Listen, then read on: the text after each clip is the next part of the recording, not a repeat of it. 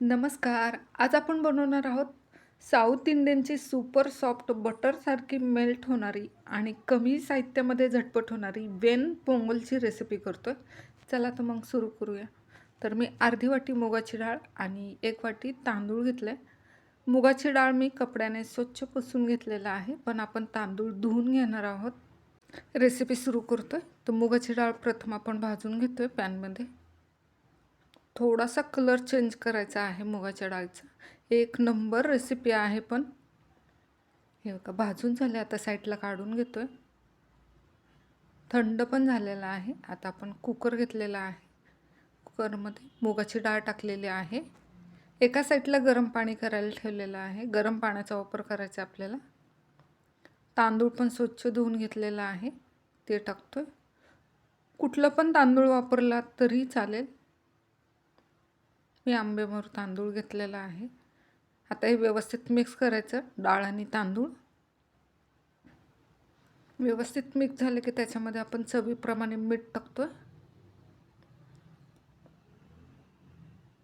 आणि किंचितशी हळद टाकायची त्याच्यामध्ये.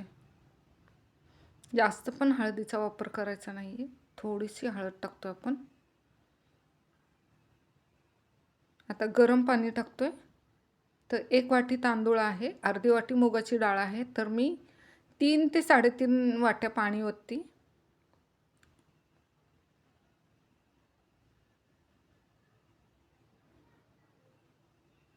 अजून पाणी ओतणार आहे. हे बघा, अजून पाणी ओतलेलं आहे. व्यवस्थित मिक्स करायचं. आता त्याच्यामध्ये 1 चमचा तूप टाकतोय आपण. आपले डाळ आणि तांदूळ मऊसूद असं शिजण्यासाठी. आता ह्याच्यात 4 ते 5 शिट्ट्या आपण करून घ्यायचं. हे बघा, मऊसूद असं शिजून झालेलं आहे आपली डाळ आणि तांदूळ. आता साहित्य पण सांगते काय घेतले ते. हिरव्या मिरच्या घेतल्यात 5 ते 6 खोडून घेतल्यात. मिरी घेतलेले आहेत 10-12 काजूच्या पाकळ्या घेतलेल्या आहे. कढीपत्ता आणि एक अर्धा चमचा जिरे घेतलेला आहे. तर आपण ही सर्व रेसिपी तुपामध्ये करत आहोत, त्यासाठी 3 मोठे चमचे तूप टाकते मी.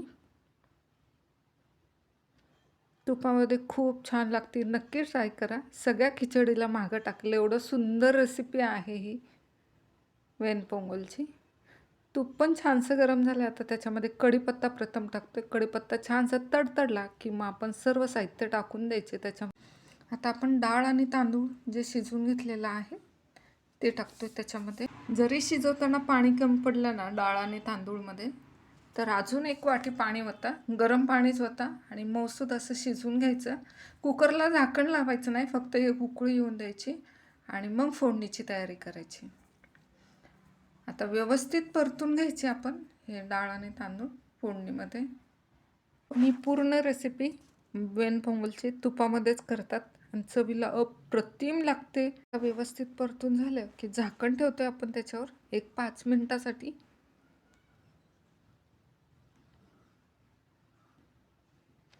झाकण ठेवतोय आता.